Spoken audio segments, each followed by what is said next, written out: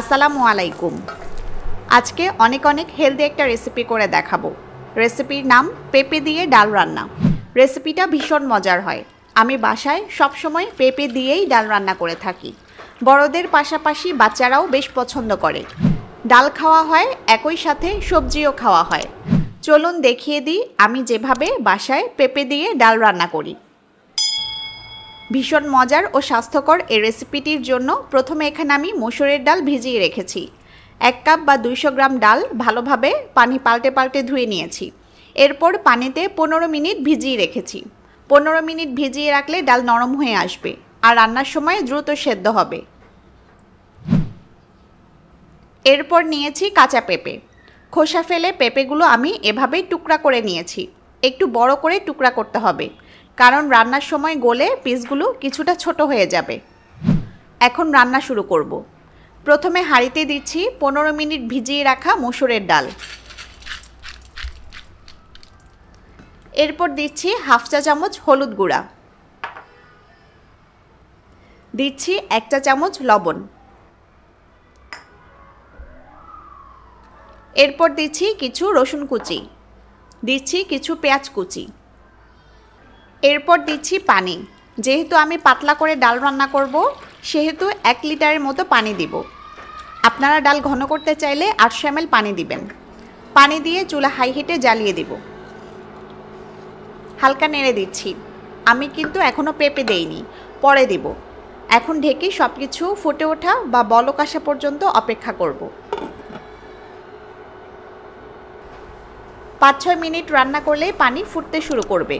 পানি ফুটে ওঠার সাথে সাথেই ঢাকনা তুলে পেঁপে দিয়ে দিচ্ছি।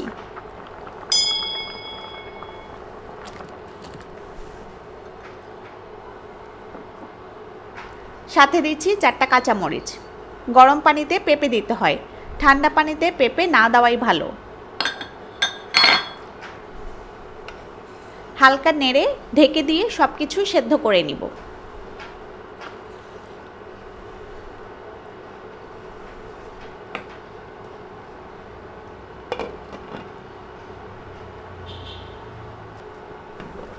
আরও 10-12 মিনিটের মতো রান্না করলে ডাল সেদ্ধ হয়ে আসবে।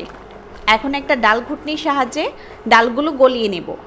ডাল ঘুটার সময় চুলার আঁচ হাই থেকে কমিয়ে লো করে দিতে হবে। চুলার আঁচ বাড়িয়ে ডাল ঘুটতে যাবেন না। ঘুটনি দিয়ে মিনিট খানেকের মতো নাড়লেই ডাল গলে আসবে। ডাল গলানো শেষে দিয়ে দিচ্ছি ধনেপাতা। ধনেপাতা দিয়ে নেড়ে দিচ্ছি। আমাদের রান্না প্রায় শেষ, তবে স্বাদ আরও বাড়াতে আমরা ফোড়ন দেব।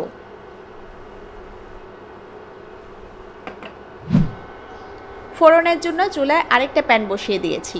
প্যানে দিচ্ছি তেল। 3-4 টেবিল চামচ তেল দিলাম। এরপর দিচ্ছি কিছু রসুন কুচি, দিচ্ছি 2টা শুকনা মরিচ। এখন নেড়ে এগুলো ভেজে নিব। আপনারা চাইলে পেঁয়াজ কুচিও দিতে পারেন, চাইলে আস্ত জিরাও দেওয়া যায়, অথবা চাইলে 5 ফোড়ন দিলেও স্বাদ ভালো আসে। এক একজন এক একভাবে ফোড়ন তৈরি করে। রসুন বাদামি হয়ে এলে এখন রান্না হতে থাকা ডালের উপর দিয়ে দিব।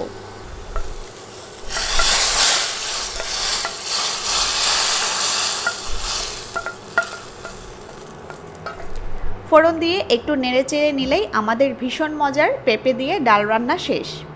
অনেক মজার হয় এভাবে রান্না করলে। বাসায় ট্রাই করলে জানাবেন কেমন হলো। আরও কি রেসিপি চান তাও জানাতে পারেন। সবাই ভালো থাকুন, সুস্থ থাকুন। আজকের মতো বিদায় নিচ্ছি।